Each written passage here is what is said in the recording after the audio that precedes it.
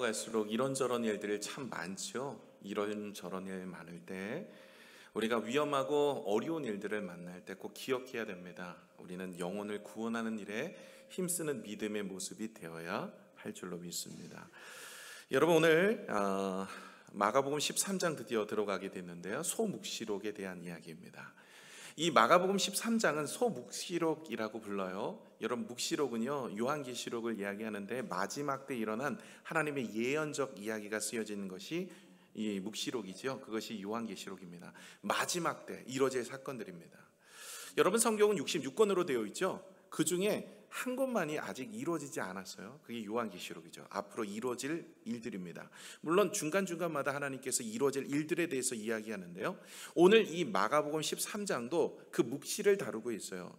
하나님께서 이제 예수 그리스도가 다시 이 땅에 오셨을 때 어떤 일이 일어나고 어떤 모습으로 우리가 살아야 되는지를 말씀하고 있는 내용이죠. 이것이 이 말세에 대한 부분들의 이야기입니다. 말세 많이 들어보셨죠? 자녀가 말 안 들을 때 이야기하잖아요. 야, 말세다, 야, 마. 이렇게 이야기할 정도로 우리가 말세를 많이 사용하는데, 실질적으로 이 말세의 뜻이 어떤 뜻인가요? 세상의 마지막 때를 이야기하는 게 말세죠.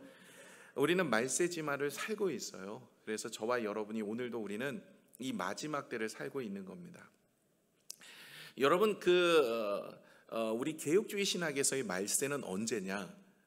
그러면 이 예수님이 이 땅에 오셨다가 다시 오실 그때까지가 말세입니다. 그러니까 말세는 우리 자녀가 말 안 들으면 말세가 아니라 여러분, 지금도 말세인 거예요. 예수님 2000년 전에 오셨죠. 그때 초림과 재림 사이를 말세라고 불러요. 그런데 신학자들은 이 말세 중간을 말세지말이라고 부릅니다. 말세에서도 끝이다. 그래서 지금도 사실은 이런저런 모습들이 성경의 말세 때 이런 징조가 나타날 것이다 라는 모습들이 지금 나오고 있어요. 그런 모습을 보면 오늘 저녁에 주님이 오셔도 전혀 이상할 리가 없을 정도로 사실 말세지말을 살고 있어요. 이럴 때는 우리가 어떤 모습으로 살아야 돼요? 경각심을 가지고 사셔야 하는 것이죠. 제가 중학교 1학년 때 아직도 기억이 나는데요, 중학교 1학년 때 참 믿음이 좋았어요. 그때는 제가 정말 집회는 다 쫓아다녔어요. 그리고 막 거기서 은혜를 누리고 또 기쁨을 누리고, 그리고 그 당시에 감사헌금 낼 사람 50만 원 손들어, 100만 원 손들어 할 때 막 100만 원 손들고 막 그랬어요. 어머니가 옆에서 이렇게 보시면서 막 저한테 했는데, 그때 빚을 제가 얼마 전에 다 갚고 이랬습니다. 그러면서 이제 그때 참 믿음이 좋아서 부흥회에 있는 곳은 다 따라다녔어요. 그러다 어디까지 가냐면 서달성 목사님이 하는 부흥회, 종말론 부흥회. 그 부흥회가 엄청납니다. 그 부흥회 할 때는 제가 중학교 1학년 때니까요. 그때는 이 부흥회가 하면요, 인산 이내였어요. 그 당시에 이 종로에 있는 기독교 100주년 기념관, 거기서 그 부흥회 한다고 이렇게 간거가 나면요, 이 아침부터 가야 돼. 저녁 집회인데 아침에 가지 않으면 자리가 없어요. 정말 많이. 아마 여러분들 신앙생활 오래 하셨던 분들은 아마 그 집회 한 번쯤은 가보신 적이 있었을 거예요. 거기 막 맨 앞자리에 앉아서 그 꼬마 중에 하나가 접니다. 열심히 들었어요. 막 열심히 그곳에서 말씀을 듣고, 그런데 이 말씀을 자꾸 듣다 보면요, 거기서 이 종말론에 대한 이 부흥의 말씀을 자꾸 듣다 보면요, 어떤 생각이 드냐면 오늘 주님 오실 것 같아요. 아니, 몇 년, 앞으로 10년도 안 돼. 그냥 한 몇 년 안에, 늦어도 몇 년 아니고 이제 몇 개월 안에 주님 오실 것 같아. 그 얘기 듣다 보면 이제 이 성경에 나와 있는 내용들을 막 풀어주시면서 사회적 현상들을 이야기해 주시면서 이제 이렇게까지 됐다라는 거예요. 그러면서 이제 우리가 주님을 만날 준비를 해야 된다는 거예요. 그러고 얘기를 듣다 보니까 막 오늘 저녁도 주님 오실 것 같아요. 그래가지고 학교도 안 가고 직장도 안 가고 사업도 나 때려치고 이러면서 막 주님 오시려고 이렇게 오시는데 이게 뭐가 필요하냐, 천국 가야지, 이런 생각이 들어요. 저도 그래서 학교 빼먹고 거기 앉아 있었어요. 알고 봤더니요, 그분들이 이단이더라고요. 그 당시에는 이단으로 이렇게 치부가 안 됐는데 세대적 종말론자들이었어요. 그래서 이단이에요. 저희 집에 제 아내가 결혼해서 왔는데 이단 책이 너무 많은 거예요. 그 세대적 종말론자 그때 했던 책, 이단인 줄 알았대요. 저 2단 아닙니다. 3단입니다. 여러분 얼마 전에도 이런 일이 있었죠. 좀 꽤 됐어요. 한 30년 전이죠. 40년 전이네 벌써. 여러분 92년도 다미선교회 기억하세요? 제가 이때는 이 다미선교회 전이었고 이 다미선교회 때가 92년도예요. 여러분 그때 다미선교회에서 사람들 모아다 놓고 이제 주님 오신다는 거 올해 주님 오신 거 2000년 이제 말에 주님 오시니까 이제 이거 더 이상 일도 나갈 필요 없고 집도 다 팔고 하던 일 멈추고 함께 모여서 흰옷 어디서 받쳐 입었는지 흰옷 입고 그리고 주님 맞이하자 이런 거예요. 그래서 한때 모여가지고 막 주님 맞이한다고 막 찬송 부르면 그때 기억나죠. 근데 많은 사람들이 그래 다미 선교회가 아니라 다 미친 선교회 아니냐, 다 미친 선교회 이러면서 이야기했던 기억이 아직도 납니다. 다 왜 이렇습니까? 이 사람들은 왜 이럴까요? 이건 성경에 대한 바른 지식이 없기에 이렇습니다. 열정은 있는데 성경에 대한 바른 지식이 없어요. 저도 열정은 있었는데 성경에 대한 바른 지식이 없으니까 그런데 미혹이 되어서 끝내는 이단에 빠지게 되더라는 것이죠. 또 어떤 분들은요, 아예 말세 자체에 개념과 관심이 없는 분들이 있어요. 그래서 주님이 오늘 말씀하시는 거예요. 너희가 마지막 때를 기억하라. 그때를 경각심을 가지고 살아야 된다. 니네들이 지금 신앙생활을 하고 있는데 호화롭게 잘 먹고 잘 살고 우리 자녀들 무병장수하면서 잘 크게 그래서 내가 나중에 병들어 죽지 않고 건강하게 살다가 주님 부르시면 천국 가는 것, 이것이 우리 모두가 다 기도하고 있는 내용이긴 하나 늘상 이런 마음만 가지고 그냥 무병장수하고 모든 것이 형통하고 모든 것이 잘 되고 아무 일이 없고 무탈하게 살면서 이렇게 지내는 것, 여러분 기독교는 유람선이 아니라 성경을 잘 보시면 전투선이에요. 유람선은 뭐예요? 관광을 즐기기 위해서 타는 그거예요. 예수 믿고 내 인생 좀 즐기면서 하나님이 주신 축복으로 한번 잘 살아보자 이런 것인데 성경 잘 읽어보세요. 그러면 마지막 말세지말에 살아가는 사람들은요, 유람선을 탄 것처럼 살아서는 안 돼요. 우리가 전투선으로 영적 전투에서 우리가 싸워서 이기지 않으면 절대로 우리의 인생이 하나님의 나라에 들어갈 수가 없습니다. 여러분 지옥은요 갈 만한 곳이 아니에요. 언제 한번 경각심이 없어서 지옥에 대한 이야기 성경에 나오는 그거를 좀 리스트 뽑아가지고 그날은요 지옥이 이런 곳입니다라고 이렇게 좀 이야기를 해드려야 될 것 같아요. 지옥 갈 만한 곳 아니에요. 거기 가서 여행 2박 3일 갔다 이 정도 아닙니다. 힘들다 어렵다 이 정도가 아니라 거기는 들어가면 나올 수가 없고요. 고통과 아픔밖에 없고요. 거기는 정말 우리에게 정말 가서는 안 될 곳이에요. 근데 이 경각심이 없어요. 그냥 이 땅에서 예수 믿는 게 그냥 이 땅에서 편안하고 안전하게 유람선 타는 것처럼 그렇게 즐기면서 살려고 하니까 이런 일이 있으면 빠지고 저런 일이 있으면 빠지고 이게 신앙생활에 있어서 이런 근게 없는 거예요. 그래서 주님께서 마지막 때를 살아가고 있는 우리에게 어떻게 살아야 될지에 대해서 오늘 말씀하고 있는 내용입니다. 자, 예수님께서 이제 성전에서 가르치기를 마치시고 성전 바깥으로 나오셨습니다. 우리 1절을 같이 한번 읽겠습니다. 1절입니다. 시작.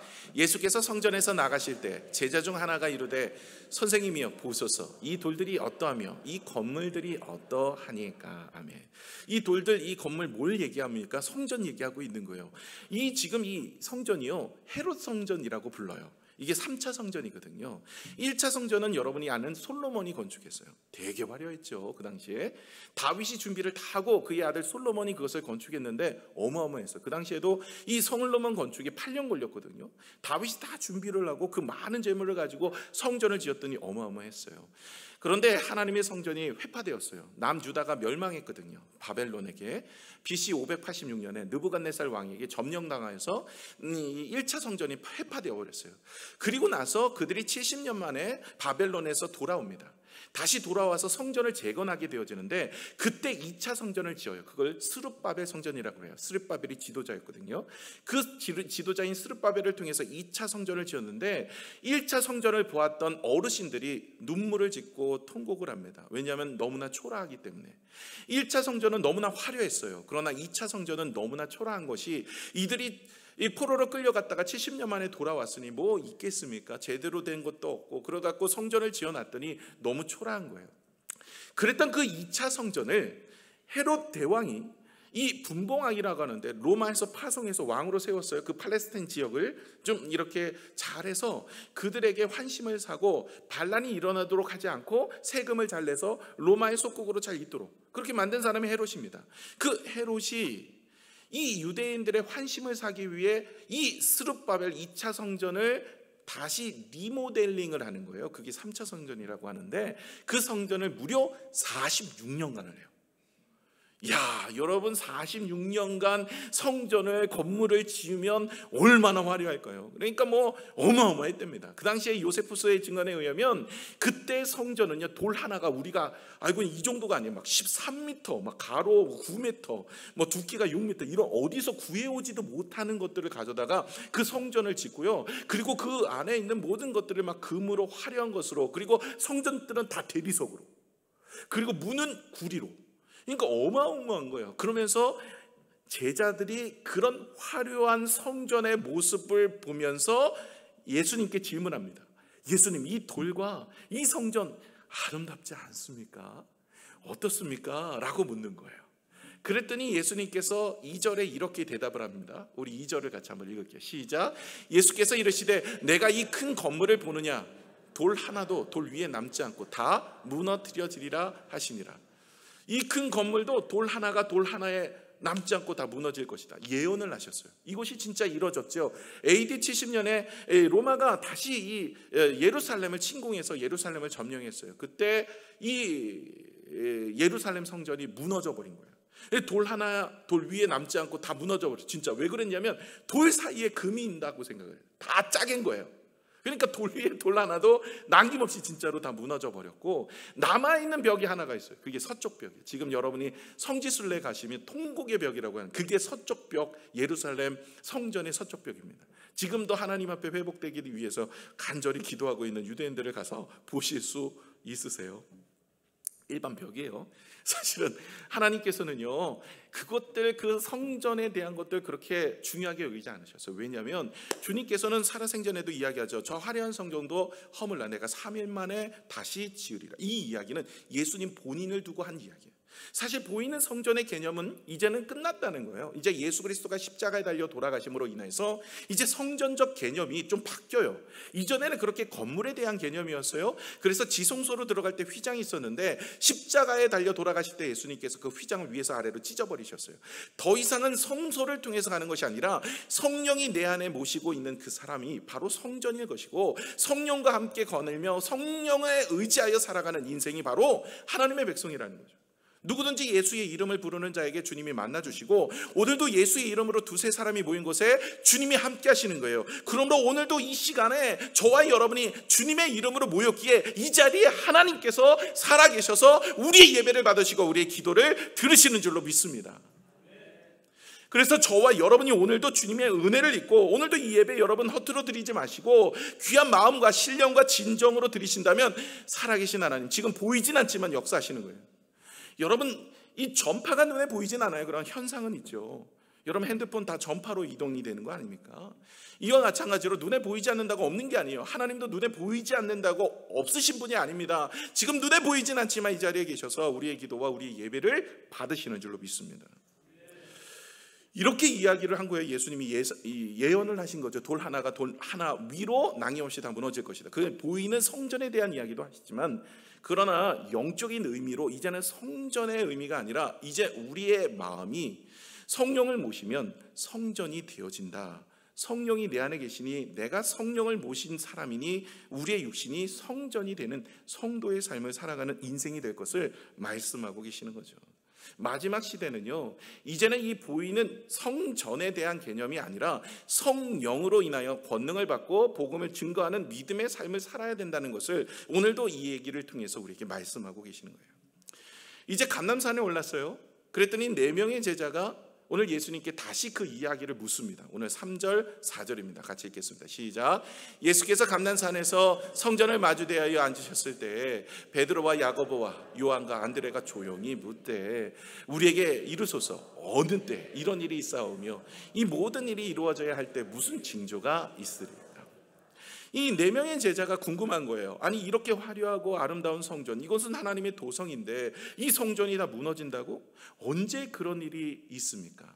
이 사람들은 지금 그런 때와 시기, 이것이 궁금한 거예요. 그런데 오늘 이 마가복음에는 정확하게 나와 있지 않지만 이 제자들은요, 이 성전이 무너질 때를 마지막 때라고 생각했어요. 그래서 마태복음 24장 3절에 보시면 동일한 이야기인데 이렇게 이야기합니다. 함께 읽겠습니다. 시작. 예수께서 감람산 위에 앉으셨을 때 제자들이 조용히 와서 이르되 우리에게 이르소서 어느 때에 이런 일이 있사오며 또 주의 임하심과 세상 끝에는 무슨 징조가 있사오리까 하고 묻는 겁니다. 그랬더니 주님께서 이 8절에 이렇게 이야기를 하십니다. 8절을 우리 같이 한번 읽을까요? 시작. 민족이 민족을, 나라가 나라를 대적하여 일어나겠고 곳곳에 지진이 있으며 기근이 있으리니 이는 재난의 시작이라. 이제 시작이 되는 거예요. 그러니까 다시 말해 이 모든 것들의 시작이 이때 시작이 되지 그때 끝이 아니라는 거예요. 이런 일 저런 일 이런 문제 저런 문제 이런 것들이 다 일어나기 시작하는 거예요. 재난의 시작이 되는 거예요. 우리가 그러면 무엇이 필요합니까? 준비하는 마음이 필요합니다.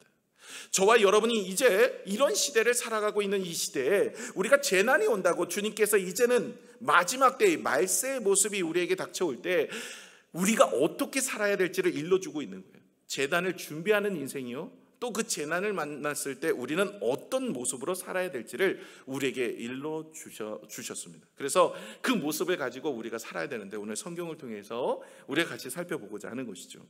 여러분, 우리가 이때 말세 지말에 살아가고 있는 모습들, 오늘 성경에서는 이런저런 문제들이, 사회적 현상들이 자꾸 나타나요. 난리와 소문, 기근과 지진과 이런 것들이. 그런데 이런 것들이 시작되어지면서 점점 그 강도가 세지는 거예요. 19절에 보시면 마지막 시대로 가면 무슨 이야기가 있냐면 큰 환란이 있대요. 같이 읽겠습니다. 시작. 이는 그 날들이 환란의 날이 되었습니다. 하나님께서 창조하신 시초부터 지금까지 이런 환란이 없었고 후에도 없어요.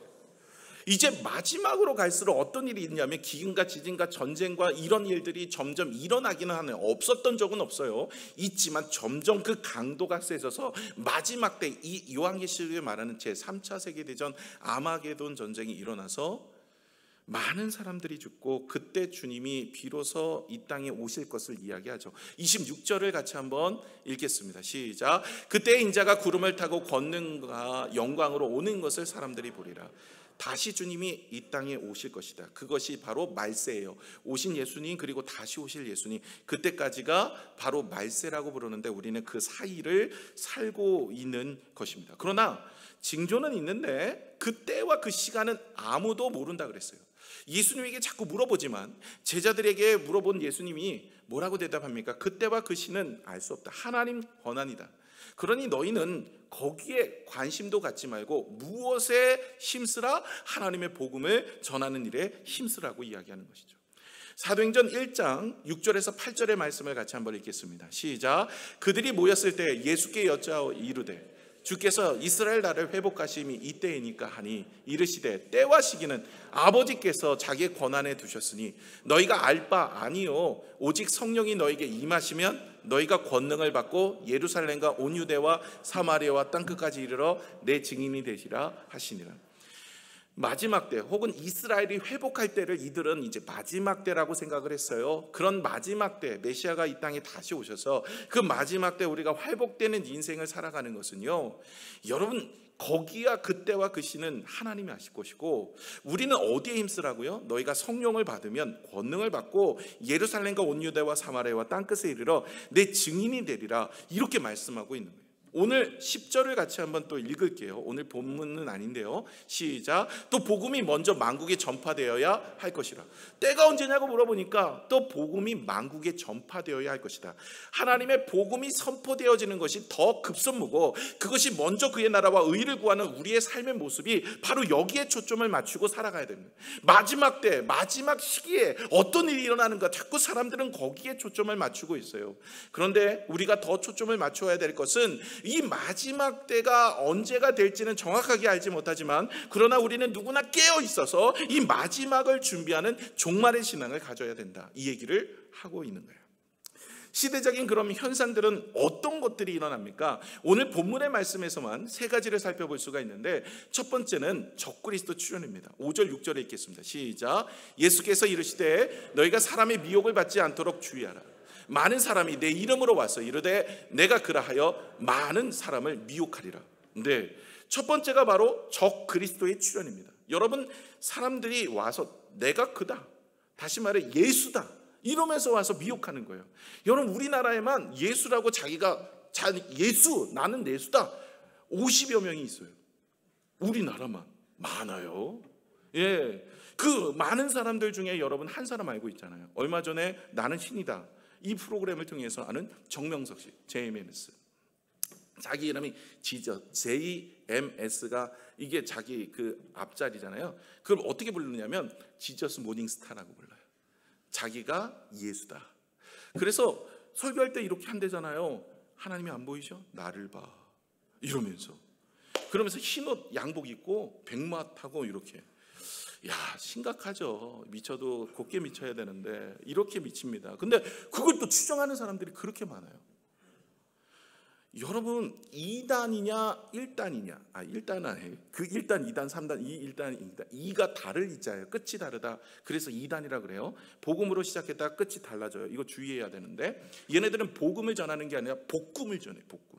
지상 생각을 전하는 거죠. 근데 이 사람들의 특징이 있는데 하나님 자리에 자기가 앉아 있어요. 여러분 무조건 우리가 정통 교회냐 아니면 이렇게 2단이냐의 차이점을 보시려면 하나님의 자리에 사람이 앉아 있으면 2단입니다. 그렇죠? 여러분 정명석 씨가 자기가 예수래. 그러니 말이 됩니까? 이게 말도 안 되는 얘기죠. 2단입니다. 또 대표적인 2단이 또 하나 있죠. 신천지의 이만희 씨. 이 사람은 자기가 성령이래. 그럼 얼마 전에 80 몇 년도에 책을 냈는데 보혜사 이만희. 아니 자기가 보혜사 이만희. 이게 심각해요. 여러분 이만희 씨가 자기가 그러니까 2단의 자리는 2단은요. 이게 정통이냐 2단이냐의 차이점은 하나님 자리에 사람이 앉아 있으면 2단이에요. 이 사람들은 미혹해요. 그래서 끝내 우리를 넘어뜨리려고 하는 거죠. 여러분 신천지들이 참 안타까운 게 이 사람들 열심은 있는데 이 지도자를 잘못 만난 거 아닙니까? 그래서 교회에 들어와 가지고 교회에서 이렇게 살펴보다가 좀 열심히 있는데 좀 은혜가 떨어졌다라는 사람들이 이렇게 접근합니다. 목사님 말고 내가 새로운 게 있는데 한번 가볼래? 그렇게 해서 접근을 해요. 그래서 교회에서 오는 제자 훈련 이런 거 안 받고 외부에 나가서 제자 훈련, 복음방이라고 해서 거기에서 제자 훈련을 가르쳐요. 저희 교회도 예전에 초창기 때 신천지가 있었어요. 이 여집사님이 대단해요. 열심도 아침에 새벽 기도부터 예배 다 드리고 아주 열심히 해요. 제가 예수 믿는 사람 제자 훈련 열심히 시켰어요. 제가 알고 있었거든요. 몇 번 걸렸어. 그런데 알고 있으면서도 계속 제자 훈련을 시켰는데 안 바뀌더라고. 자기네 복음방 가고 계속 훈련을 받으니까 이게 안 돼. 그래가지고 하다가 저희가 교회 안산에 있다가 일로 왔잖아요. 교회 주소를 자꾸 물어보려고 그래서 안 가르쳐 주죠. 그래도 신천지가 요즘 계속 저한테 편지 보내요. 저한테 편지 보내고 만나자 그러고. 그러면서 미혹을 하는 거죠. 사람들이 거기 엄청나게 미혹을 당해갖고 진짜 뭐 그분이 예수라 그러고 그분이 하나님이에요. 그렇게 따라다닌다니까요. 심각한 거죠. 이게 초대교회 때도 있었어요. 초대교회 때 여러분 예수님이 승천하시고 10년 후에 사도행전 시대 때인데 여러분 AD 44년경에 일어난 일입니다. 드다라는 사람이 있어요. 드다. 유대 땅에 드다라는 사람이 자기가 예수래. 자기가 부활했대요. 주님이 다시 오신 거래. 부활하고 승천했다 다시 오신 재림 예수래. 자기가. 그런데 되게 재밌는 거 이게 미친 거죠. 거의 자기가 예수라 그러니까 뭐 지금뿐만 아니라 그때도 있었던 거예요. 그런데 이렇게 얘기해도 추종자들이 있어. 그걸 또 따라다니는 무리가 있는 거예요. 그래서 예수님 제자 중에 한 사람이 그 사람한테 갔어요. 가서 내가 정말 재림 예수냐? 재림 예수래. 그러면 예수님이 못 박혔을 때 그 못자국을 나한테 보여줘라. 도망가 버렸어. 이게 사도행전 5장 36절에 나오는 이야기죠.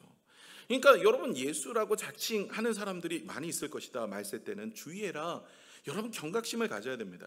여러분 진리를 여러분 말씀을 제대로 알지 못하면 이렇게 열심은 있으나 정 말씀을 잘 모르면 이단에 빠지는 거예요. 그래서 끝내는 영혼도 망치고 육신도 망치고 자신의 삶도 망쳐지는 거예요.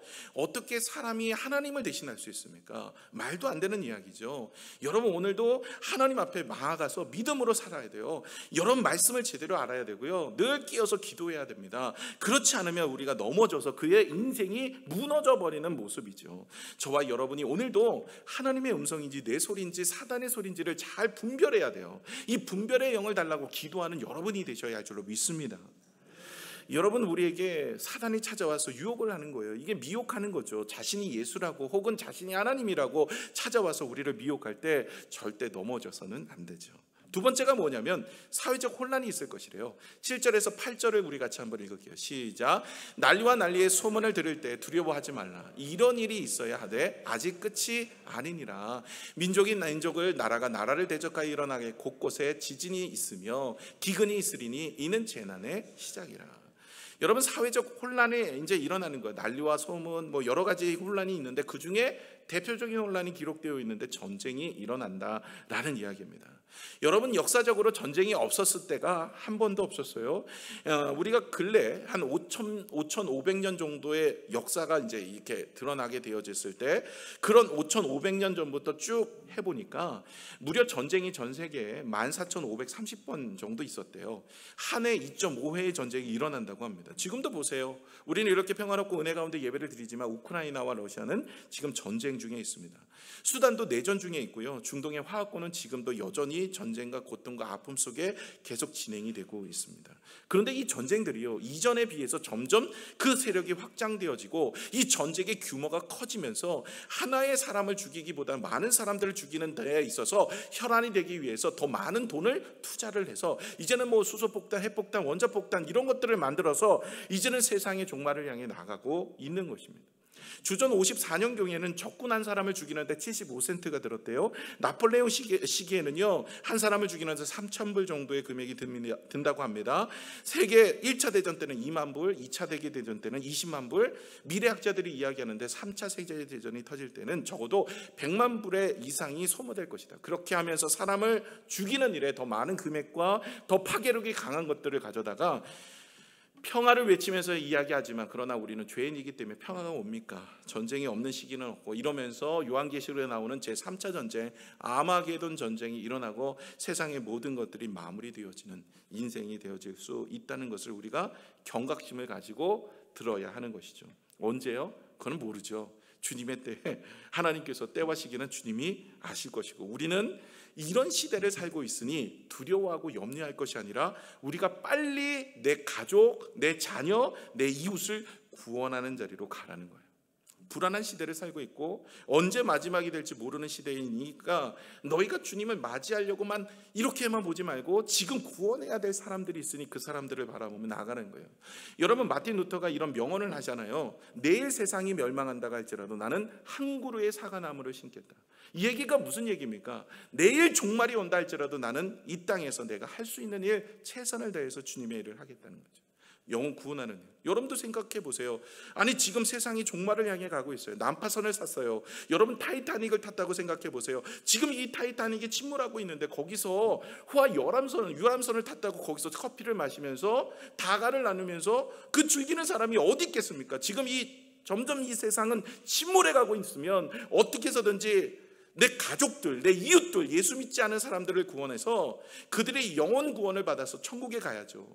여러분, 우리 인생이 바로 이와 같은 이 급박한 상황 속에 놓여 있다라는 거예요. 우리는 이것을 모르고 그냥 모든 것이 좋고 모든 것이 행복하고 모든 것이 잘 되고 모든 것이, 여러분 신약 성경을 잘 읽어보시면 알지만 우리가 영원히 형통하는 거예요. 우리가 영원의 영생을 축복을 누리는 거예요. 많은 신학자들이 이야기하지 않습니까? 여러분, 이 땅에서 고난과 어려움을 당하는 거, 왜 하나님 이 땅에 고난과 어려움을 믿음의 사람들에게 주십니까? 그런데요, 이 모든 고난과 어려움, 내 평생 당한 고난과 어려움이요, 천국에서 한날의 영광, 한 시간의 영광보다 못하대요. 그렇기 때문에 여러분, 우리가 천국은 우리가 꼭 들어가서 영광을 누리지만 지옥 갈 때가 안 됩니다. 여러분, 우리가 지옥 가면 안 되죠. 죽으면 끝나는 게 아니에요. 영원히 자는 게 아닙니다. 성경에 분명히 지옥은 우리가 죽고 나면 천국 아니면 지옥, 양갈래길이 있다고 말씀하세요. 여러분, 지금 가본 적이 없으니까 없다라고 얘기하는데 막상 갔더니 있으면 어찌하려고요?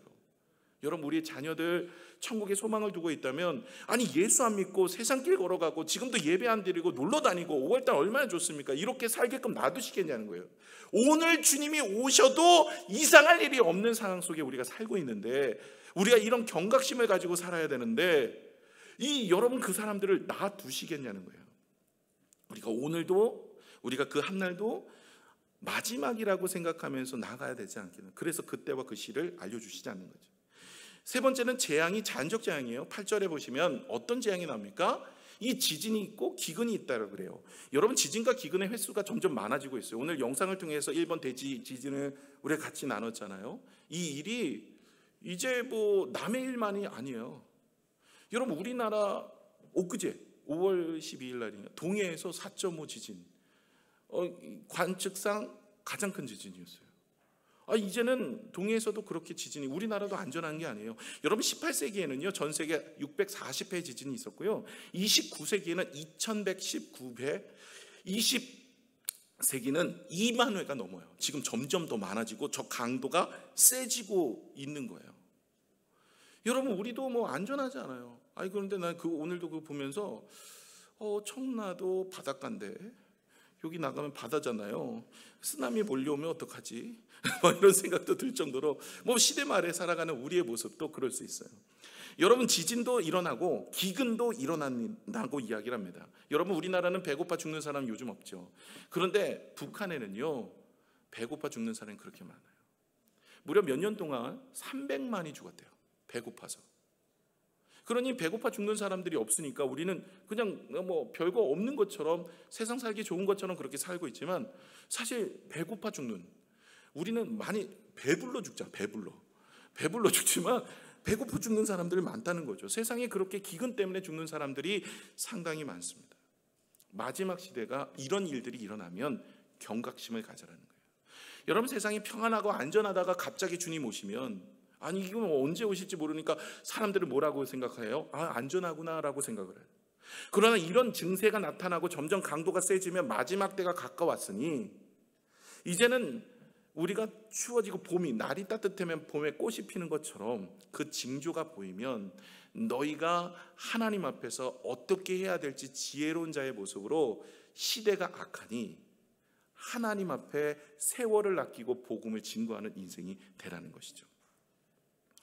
여러분, 오늘도 하나님께서 말씀하십니다. 너희가 때와 장소, 그 시기는 알 수가 없지만 그러나 하나님께서 우리에게 맡기신 복음을 증거해야 되지 않겠느냐. 편안하고 안전하게 사는 것이 우리의 기도가 되어야 되는 것이 아니라, 이 땅에서 이렇게 난파선을 향해 타고 가는데 우리가 그 난판을 탔던 우리 가족들 모두가 다 죽어야 되는 우리의 환경 속에서 그들을 구원하는 일에 힘써야 한다는 거예요. 여러분, 슬픈 이야기지만 우리는 죽어가고 있습니다. 여러분, 살아가고 있는 사람 있나요? 살고는 있지만 우리는 죽어가고 있어요. 모든 사람 병에 걸리지 않아도 다 죽습니다.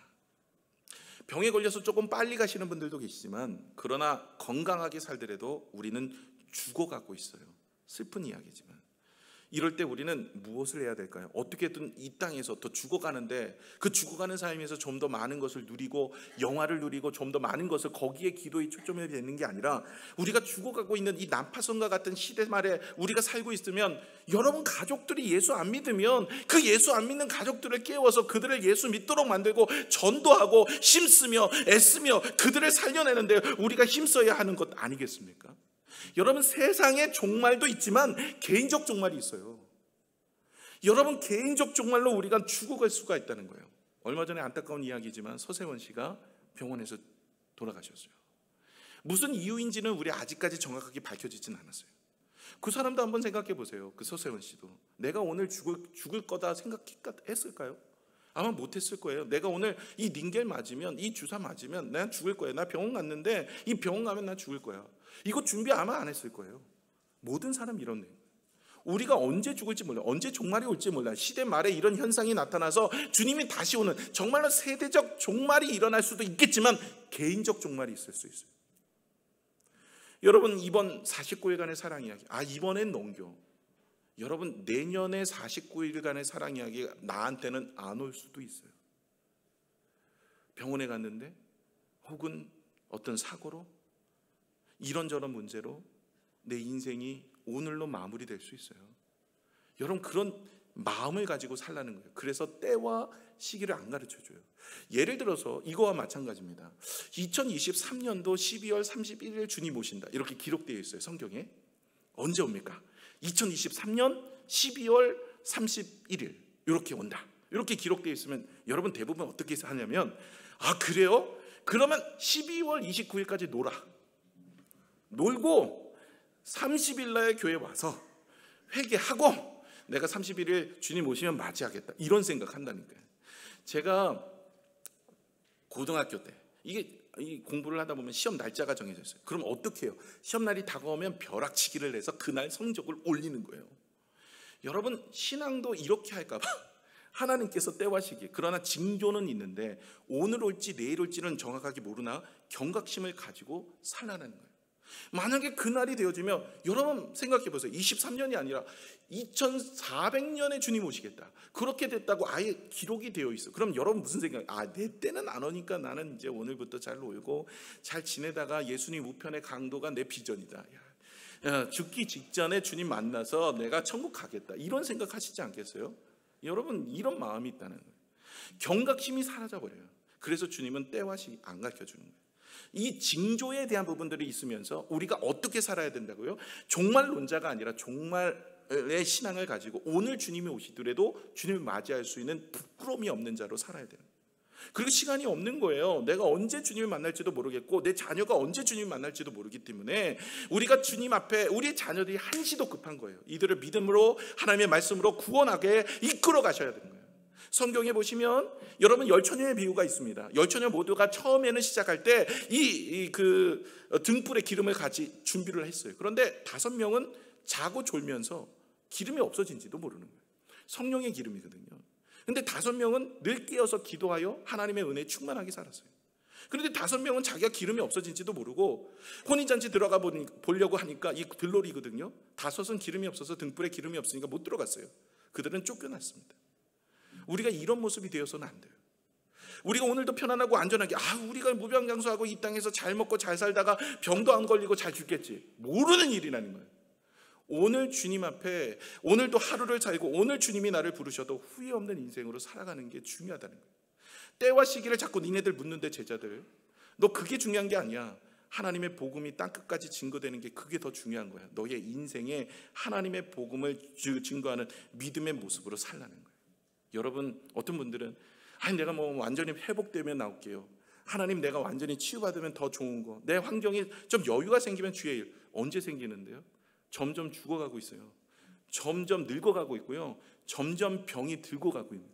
지금보다 내일이 더 힘들 수도 있어요. 오늘도 못하는데 내일 한다고요? 제가 보기에는 어려울 수도 있어요. 그건 자기가 스스로 자기의 건강을 장담하는 거예요. 여러분, 내 건강 장담 못해요. 저도 마찬가지예요. 하나님 앞에 더 늙고 더 병들기 전에 우리 교회도 나중에 여유가 되면 교회를 개척하고 나중에 여유가 되면 선교하고 나중에 여유가 되면 할게요. 언제요? 여유가 될 수 있는 그 시간은 누가 주시는데요? 그래서 저는 오늘을 열심히 살고자 하는 마음으로 하나님 앞에 기도하고 오늘 할 수 있는 일, 내가 전해야 될 복음, 그 일들에 열심을 내기 위해서 달려가고 있어요. 저와 여러분이 오늘도 마지막 예배일 수도 있고 나에게 있어서 마지막 기회일 수도 있어요. 다른 사람을 전도하는 일에 내 가족, 내 자녀, 많은 이들이 복음 전하지 못해서 많은 시간 있다가 나중에 갑자기 소천하는 경우가 생겨서 후회하는 일들이 얼마나 많은지 몰라요. 여러분, 시간은 우리에게 하나님의 주신 것인데 어떻게 될지 몰라요. 그래서 오늘 마지막 예배소서 5장 14절에서 16절을 같이 읽겠습니다. 시작. 그러므로 이러시기를 잠자는 자요 깨어서 죽은 자들 가운데서 일어나 그리스도께서 너에게 비추시느니라 하셨느니라. 그런즉 너희가 어떻게 행할지를 자세히 주의하여 지혜 없는 자같이 하지 말고 오직 지혜 있는 자같이 하여 세월을 아끼라. 때가 악하니라. 여러분, 세월을 아끼셔야 돼요. 이 얘기가 그 얘기입니다. 때가 악하다. 마지막 때가 가까우고 있다. 세대적 종말이 아니더라도 개인적 종말이 가까우고 있으니 언제 어떻게 될지 아무도 모르는 인생을 살고 있으니 너희가 깨어서 주님의 은혜를 바라보는 믿음으로 복음을 전하고 영혼을 살리는 일에 힘쓰는 사람이 되라고 말씀하십니다. 여러분, 이번 49일간의 사랑 이야기 결코 여러분 허투루 생각하지 마시고 이번 기회가 어찌 보면 나의 인생의 마지막이라 생각하고 하십시오. 내일 또 내년에 주시면 또 그때가 마지막이라고 생각하고 하시는데, 여러분, 이것이 유일하게 나에게 준 기회라고 생각하면 그 영혼들을 위해서 깨워서 이번 기회에 하나님의 나라를 위해서 힘쓰는 믿음의 성도들 다 되시기를 축원합니다.